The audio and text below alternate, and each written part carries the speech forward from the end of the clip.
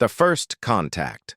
General Zixathara stood on the bridge of the massive dreadnought Eternal Dominion, her forearms crossed behind her back as she gazed at the blue marble floating in the darkness.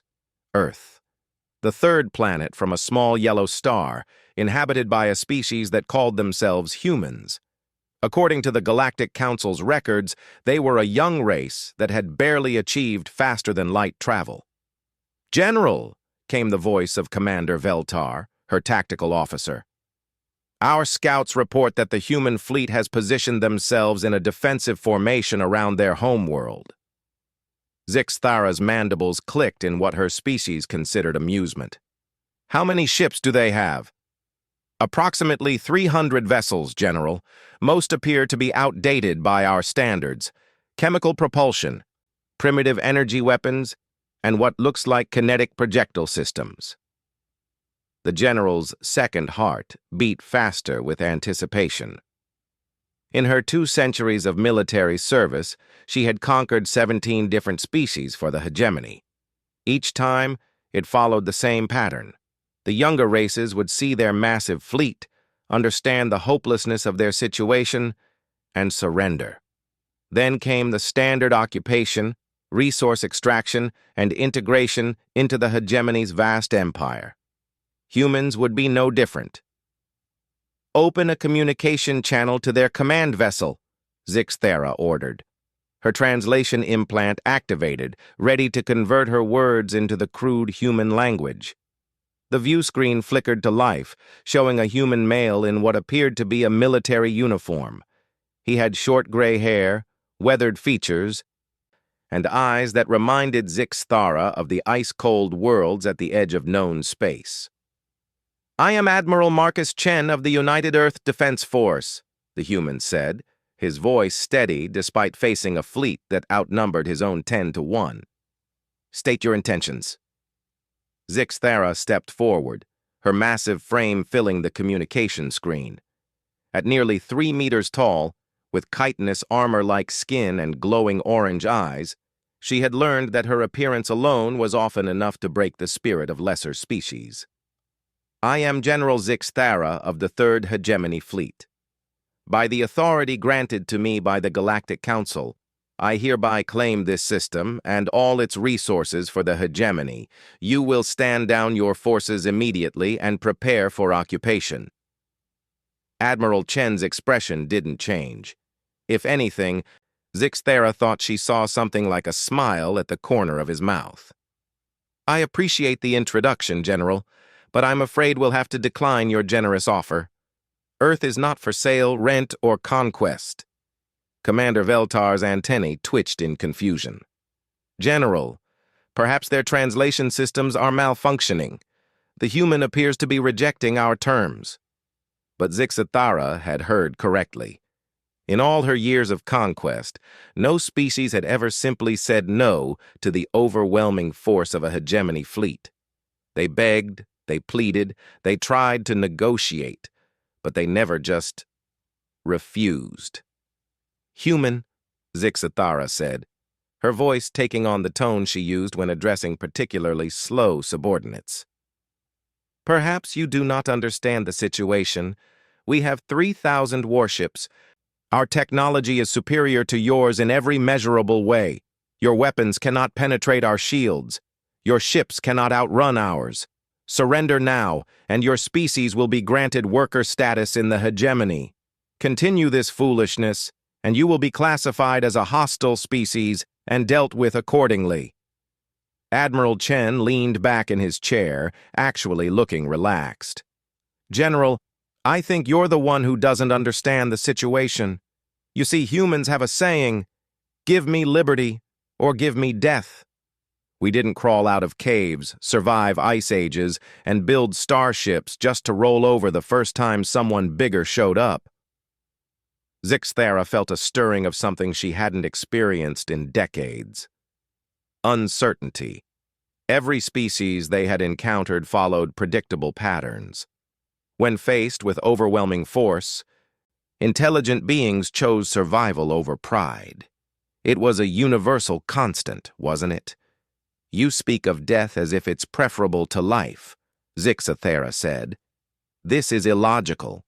Your species will survive as part of the hegemony. You will be fed, housed, given meaningful work. Many species consider integration a blessing. Integration, Admiral Chen repeated, as if tasting the word. Is that what you call slavery now? That's creative. I'll give you that. The bridge of the Eternal Dominion fell silent. In the background, Zixathara could hear the soft humming of the ship's systems, the quiet beeping of monitoring equipment, and the almost imperceptible whisper of recycled air. Her crew was listening to every word, and she could sense their growing confusion. Admiral, Zixathara said, trying a different approach. I have studied your species' history during our approach to your system. Humans fight among themselves constantly. You have wars, conflicts, disagreements about resources and territory. Surely you understand that resistance is futile when faced with superior force. Oh, we understand superior force just fine, Chen replied. We've been dealing with it our whole history. Sometimes we lose, sometimes we win. But we always fight. It's what we do. Even when victory is impossible? Especially when victory is impossible. Zixathara felt her primary heart skip a beat. She had conquered species that were stronger, faster, and more technologically advanced than humans. But none of them had ever spoken about impossible odds with what sounded almost like enthusiasm. General, Commander Veltar said quietly. Perhaps we should simply begin the bombardment. Their irrational behavior suggests mental instability. It would be merciful to end this quickly. But Zixathara found herself genuinely curious now. Admiral Chen, explain to me why your species would choose destruction over survival. The human's smile became more pronounced. General, let me tell you something about humans. We're not the strongest species that evolved on Earth. We're not the fastest. We don't have claws or fangs or natural armor. What we have is something that apparently makes no sense to you. And what is that? Stubbornness. Pure, stupid, magnificent stubbornness. We decided we were going to be the apex predators on our planet, so we became them. We decided we were going to fly, so we built machines to do it. We decided we were going to leave our world and touch the stars, so here we are. And now we've decided that Earth belongs to humans, not to some galactic empire that thinks bigger fleets mean automatic victory. Zixathara stared at the human admiral. In her experience, species that spoke about such impossibilities were usually delusional, but there was something in Chen's eyes, something in his posture, that suggested he believed every word he was saying. Your confidence is admirable, Admiral. But confidence does not stop plasma cannons or neutron bombs. No, Chen agreed.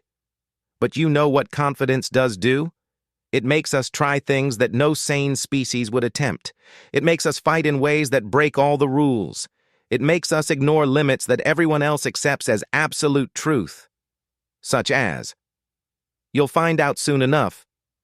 General, your move. The communication ended, leaving the bridge of the Eternal Dominion in stunned silence. Zixathara stood motionless for nearly a full minute, processing what she had just heard. General? Veltar asked hesitantly. Prepare the fleet for battle, Zixathara said finally, but maintain formation. I want to see what these humans think they can do against the Third Fleet. As her crew moved to carry out her orders, Zixathara found herself thinking about the humans' words. Ignoring limits, fighting in ways that break all the rules. In her centuries of military service, she had seen many species make desperate last stands. But something about the human admiral's demeanor suggested this would be different. She was about to find out how different. The human fleet began moving, not in the chaotic panic she expected, but in precise, coordinated formations. Their ships were smaller, yes, and their technology appeared primitive, but they moved with a purpose that made Zixathara's tactical instincts suddenly scream warnings. General, her sensor officer called out. "I'm detecting unusual energy signatures from the human vessels. They appear to be charging something." "Weapons?" "Unknown, General. The energy patterns don't match anything in our databases." Zixthera watched the tactical display as the human ships continued their approach. They were vastly outnumbered, outgunned, and outmatched in every conventional sense. By every rule of warfare she had learned, they should be fleeing or surrendering. Instead, they were accelerating. "General," Veltar said, his voice tight with confusion, "they're not even trying to call for reinforcements or evacuate their civilians. They're just coming straight at us." "So they are," Zixthara murmured, watching as 300 human ships charged toward 3,000 hegemony vessels without hesitation, without fear, and apparently without any regard for the mathematical impossibility of their situation. For the first time in her long military career, General Zixthara began to wonder if she had made a terrible mistake. The battle that broke all rules. The first wave of human ships hit the hegemony fleet like a storm that had been building for millennia. General Zixthara watched in growing disbelief as her perfectly ordered battle lines encountered something that defied every tactical manual ever written. "Report!" she barked as alarms began sounding throughout the bridge of the Eternal Dominion. "The lead human vessels just exploded, General," her sensor officer stammered. "But not from our weapons. They detonated themselves." "Suicide attacks?" Zixthara's mandibles clicked rapidly. "That's not unusual. Many desperate species attempt—" "No, General. They're not suicide attacks. They're using their ships as delivery systems." On the main display, Zixthara watched as the burning remains of the first human vessels released clouds of something into space. Within seconds, her own ships began reporting system failures. "What are they deploying?" she demanded. Commander Veltar looked up from his console, his expression one of complete bewilderment. "General, according to our sensors, they're releasing microscopic machines. Millions of them." "Impossible. No species has that level of nanotechnology." "The humans apparently do, General. These machines are attacking our hull integrity, our shield generators, even our life support systems. They're reproducing using materials from our own ships." Zixthara felt a chill run through her exoskeleton. Self-replicating nanotechnology was theoretical, even for the hegemony. The energy requirements alone should have been prohibitive for such a primitive species. "How are they powering these machines?" "That's just it, General. They're not. The nanobots are converting matter directly into energy. They're using our own ships as fuel." Before Zixthara could respond, a new wave of human vessels approached. But these ships were different. Instead of the sleek lines of military vessels, they looked like cargo freighters. "General, incoming transmission from the human fleet." Admiral Chen's face appeared on the screen again, but now he was standing in what looked like the bridge of one of those cargo ships. Behind him, Zixthara could see humans of all ages, including what appeared to be civilians. "Having trouble with our welcome gift, General?" Chen asked, his voice carrying that same unsettling confidence. "You're using forbidden weapons," Zixthara accused. "Self-replicating technology is banned by 17 different galactic treaties." "Funny thing about galactic treaties," Chen replied. "Earth never signed them. Hard to follow rules when nobody bothered to tell you they existed." Another alarm sounded on the bridge. "General, we're losing the crushing victory and the inevitable doom. The nanobots have compromised their primary power systems." Zixthara turned back to Chen. "Call off your machines, Admiral. This escalation serves no purpose. We can discuss terms." "Terms?" Chen laughed, and the sound sent an unexpected shiver through Zixthara's secondary nervous system. "General, you came here to conquer us. You told us to surrender or die. Well, we've made our choice." "You chose death?" "We chose something your species apparently doesn't understand. We chose to fight in ways you've never seen before." As if to emphasize his point, the cargo ships suddenly accelerated toward the hegemony fleet. But instead of weapons fire, they began ejecting cargo containers. "What are they doing now?" Zixthara muttered. "General, those containers, they're full of humans, thousands of them, in some kind of environmental suits." Zixthara stared at the tactical display as thousands of tiny dots separated from the cargo containers and began moving independently through space. "They're deploying ground troops? In the vacuum of space?" "It appears so, General, but I don't understand the tactical purpose. Infantry cannot survive in—" The censor officer's words were cut off as the first group of humans reached one of the outer hegemony vessels. Within minutes, the ship's IFF signal changed from friendly to unknown. "They've taken the merciless strike," Veltar reported, his voice hollow with disbelief. "A full crew of 2,000 hegemony soldiers defeated by infantry in space." More ships began falling to the human boarding parties. But what disturbed Zixthara most was how quickly it happened. Hegemony troops were some of the finest soldiers in the galaxy, equipped with advanced weapons and armor, yet they were being overwhelmed by humans in primitive environmental suits. "How?" Zixthara whispered. Admiral Chen seemed to hear her question across the void. "Want to know our secret, General? We don't fight fair. Never have, never will. Those soldiers you're so proud of, they've been trained to fight other soldiers in controlled environments, following established rules of engagement." On the screen, Zixthara could see more human cargo ships approaching, but these looked different, older, like museum pieces. "Our people," Chen continued, "learned to fight on a world that was actively trying to kill them. Ice ages, volcanic eruptions, plagues, predators, natural disasters that would wipe out entire civilizations.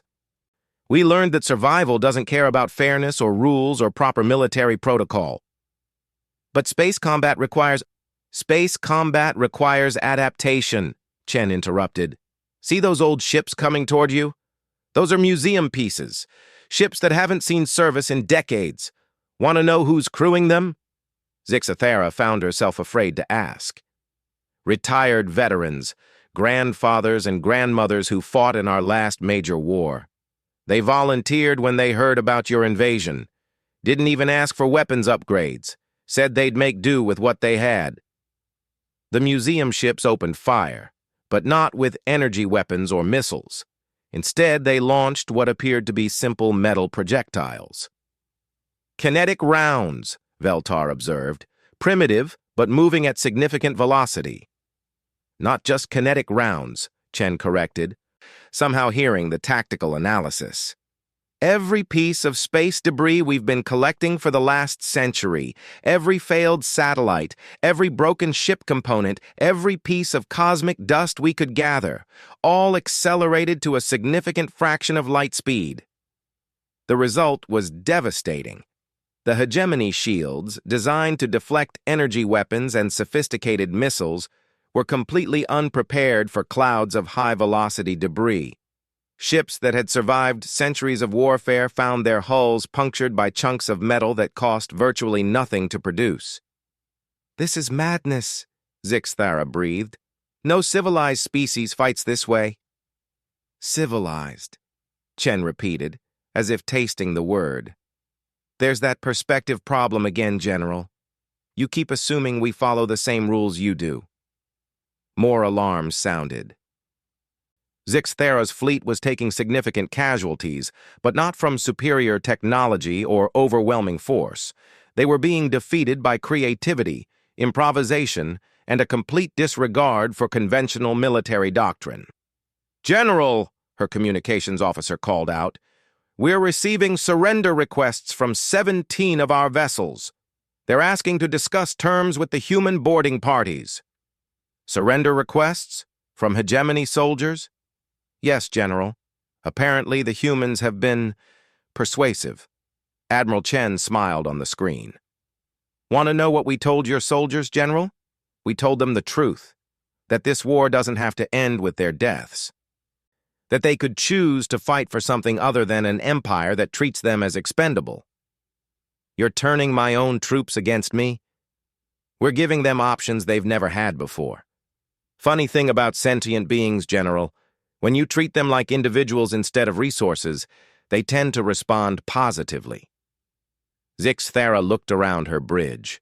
Her crew was staring at their displays with expressions she had never seen before. Confusion, yes, but also something else. Something that looked almost like curiosity. "How many ships have we lost?" she asked quietly. 417 confirmed, General. Another 200 are reporting significant damage or systems failures. Nearly a quarter of her fleet, defeated by a species that shouldn't have been able to scratch the paint on her ships. Zixthara felt something she hadn't experienced in centuries. Doubt. "Admiral Chen," she said, her voice carefully controlled. "What are your terms?" "Terms?" Chen looked genuinely surprised. "General, I thought I made this clear. We don't surrender. Ever. The question is whether you want to keep throwing your people against us until you run out of ships, or if you want to try a different approach." "Such as?" "Learning." Zixthara's 4 eyes narrowed. "Learning what?" "Learning that the universe is a lot bigger and more interesting than your hegemony ever imagined. Learning that there are ways of thinking, fighting, and living that don't fit into your neat little categories. Learning that maybe, just maybe, conquest isn't the only way to interact with other species." Another wave of human ships approached. But these were different again. Smaller, more agile, and moving in patterns that hurt Zixthara's brain to watch. "What are those vessels?" "Racing ships," Chen said casually. "Modified civilian craft, fast, maneuverable, and crewed by people who consider crashing into things at high speed a form of entertainment." The racing ships began weaving through the hegemony formation, not attacking directly, but somehow causing massive disruption. Ships collided as they tried to track the impossible maneuvers. Formation integrity collapsed as captains found themselves unable to predict where the humans would go next. "They're not even trying to damage us," Veltar observed in wonder. "They're just confusing us into damaging ourselves." "Chaos," Admiral Chen said, as if reading their thoughts. "Another human specialty. We've learned that sometimes the best way to defeat a superior force is to make them defeat themselves." Zixthara realized with growing horror that this was exactly what was happening. Her carefully organized fleet, trained for centuries of precise military operations, was falling apart because they couldn't adapt to an enemy that refused to follow any recognizable pattern. "General," her tactical officer said quietly, "perhaps we should consider withdrawal." For the first time in her long career, General Zixthara found herself seriously considering retreat. Not because she was outgunned or outmaneuvered, but because she was facing something she had never encountered before, an enemy that fought without limits, without rules, and apparently without fear. "Admiral," she said finally, "I believe we need to talk. The universe changes forever." The meeting took place aboard a human space station that had been hastily constructed from the wreckage of both fleets. General Zixthara stood in what the humans called a neutral zone, though nothing about this encounter felt neutral to her.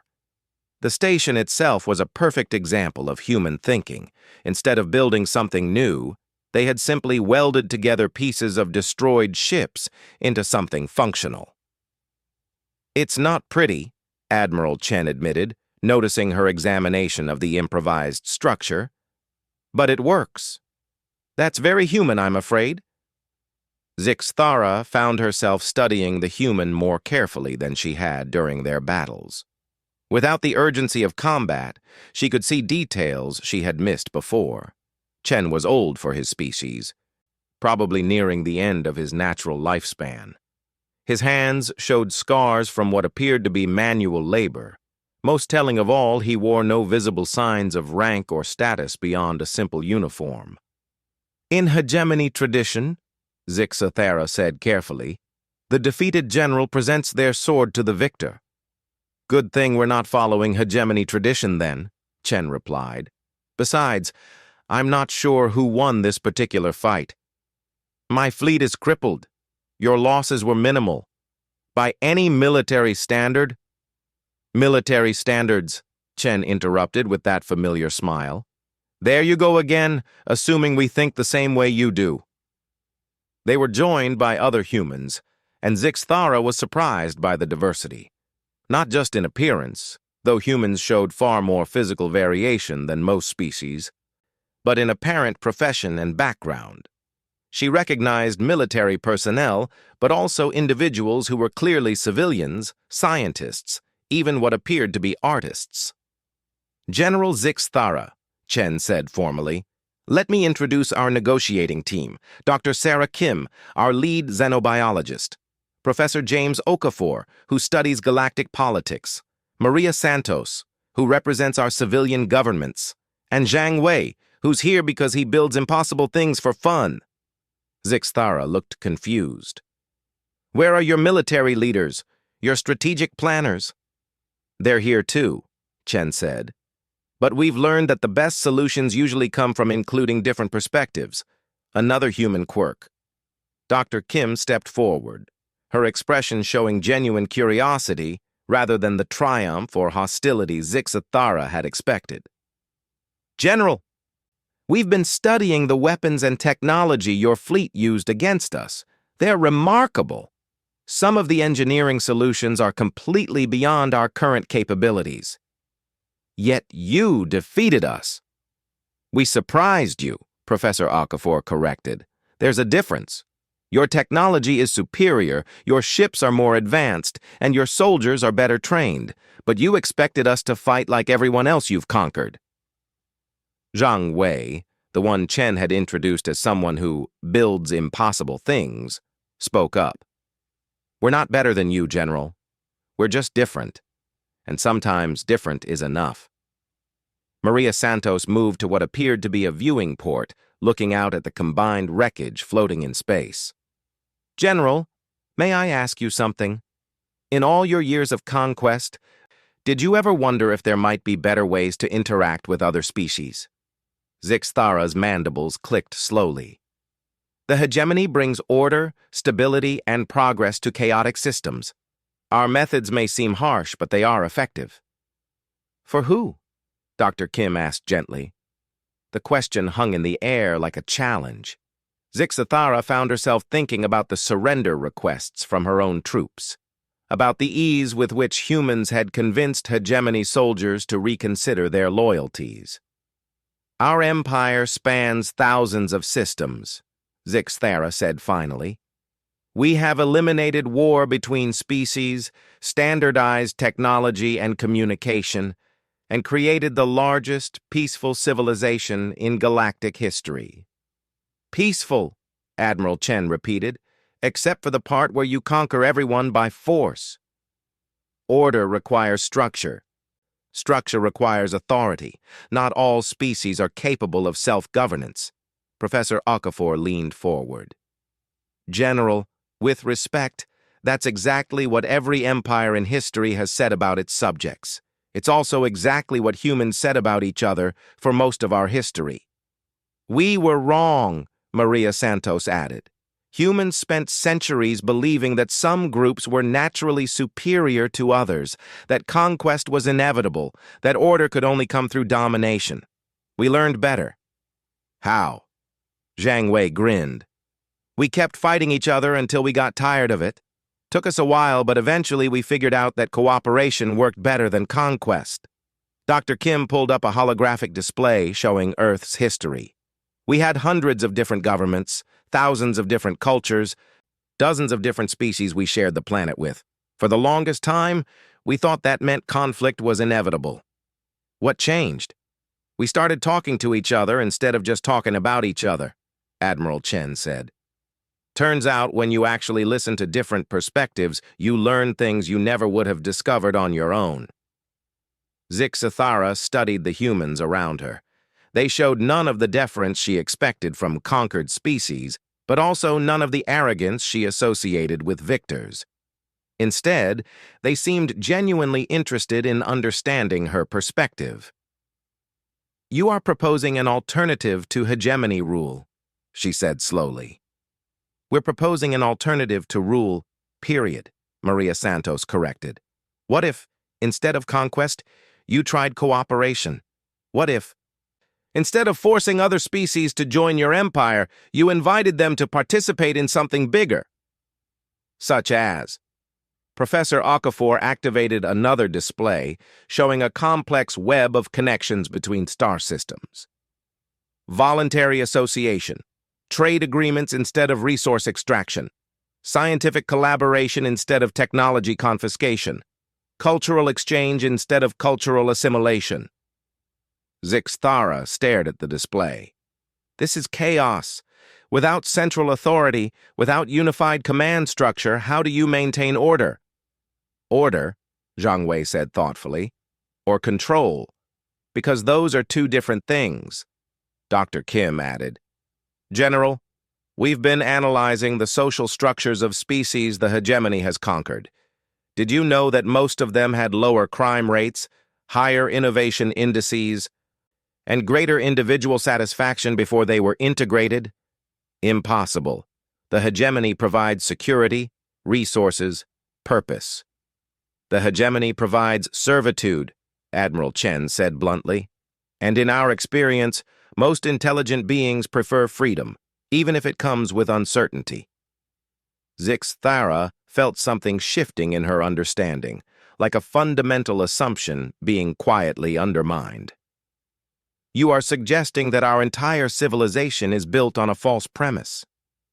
"We're suggesting that there might be better ways to organize a galactic civilization," Maria Santos said gently, "ways that don't require anyone to surrender their independence or identity." "Show me," Zixthara said suddenly. The humans exchanged glances. "Show you what?" Chen asked. "Show me how your system works, your chaotic, impossible, rule-breaking system. I want to understand how you can achieve anything without central authority." Zhang Wei's grin widened. "Oh, this is going to be fun." Over the following days, Zixthara found herself experiencing something she had never imagined, an education in human civilization. She observed their decision-making processes, where multiple viewpoints were not just tolerated, but actively sought. She watched their scientific collaborations, where researchers shared information freely instead of hoarding it for strategic advantage. She witnessed their cultural exchanges, where differences were celebrated rather than eliminated. Most disturbing of all, she saw how they dealt with conflict. Instead of imposing solutions from above, they encouraged involved parties to find their own resolutions. Instead of punishment for disobedience, they used something they called restorative justice, that focused on repairing damage rather than inflicting suffering. "This should not work," she told Admiral Chen after a particularly complex negotiation between human colonies. "Without absolute authority, without clear hierarchies, your society should collapse into anarchy." "Why?" Chen asked simply. Because intelligent beings are naturally competitive. They fight for resources, for territory, for dominance. Without strong control, they would destroy each other. "Is that what you believe about yourself, General?" The question stopped Zixthara cold. "What do you mean? Do you personally want to fight and dominate and control others? Or do you do those things because that's what your society expects of you?" For the first time in her long life, Zixthara found herself questioning not just her orders, but her fundamental understanding of what it meant to be a sentient being. She started, then stopped. "I have never considered the distinction." Dr. Kim joined them, carrying a datapad. "General, we've been in communication with some of your crews, the ones who surrendered during the battle. Would you like to know what they told us?" Zixthara nodded, though part of her dreaded the answer. "They said they had never been asked what they wanted before. never been given choices about their own lives, never been treated as individuals rather than instruments of state policy. And most of them don't want to go back. The words hit Zixthara like a physical blow, her own soldiers choosing alien captivity over hegemony service. It should have been impossible. What do they want? She asked quietly. To learn, Dr. Kim said simply. To explore. To contribute to something they believe in rather than something they fear. To be part of building something new instead of maintaining something old. Admiral Chen placed a gentle hand on her shoulder. General, what do you want? The question echoed in the improvised station, surrounded by wreckage from a battle that had changed everything. Zixthara realized that in all her centuries of life, no one had ever asked her that question. I want to understand, she said finally. I want to understand how you have achieved the impossible. Which impossibility in particular? Zhang Wei asked with characteristic humor. All of them. Peace without conquest, progress without control, cooperation without domination, order without oppression. Maria Santos smiled. Those aren't impossibilities, General. They're just possibilities that most civilizations never try to achieve. And you would teach this to me, to my people, even after we came here to conquer you? Especially because you came here to conquer us, Admiral Chen replied. Because now you've seen that there are alternatives. And once you've seen possibilities, you can never unsee them. Zixthara looked around the station, at the humans who had defeated her through sheer refusal to accept defeat, at the wreckage of 2 fleets that had become the foundation for something new. The hegemony will not understand, she warned. Then we'll have to help them understand, Professor Okafor said. The same way we helped you. You are proposing to change the fundamental structure of galactic civilization. We're proposing to show the galaxy that there are better ways to live together, Dr. Kim corrected. What happens after that is up to everyone else. Zixthara felt something she had never experienced before. Hope. Not hope for victory or conquest or domination, but hope for something entirely new. Where do we begin? She asked. Admiral Chen's smile was like sunrise after a long, dark night. We begin by doing what humans do best, General. We ignore every limit anyone has ever told us was absolute, and we build something impossible. And in that moment, surrounded by the wreckage of old assumptions and the raw materials of revolutionary change, General Zixthara began to understand why humans were truly the most dangerous species in the galaxy, not because they were stronger or smarter or more technologically advanced, but because they refused to accept that anything was impossible. The universe would never be the same,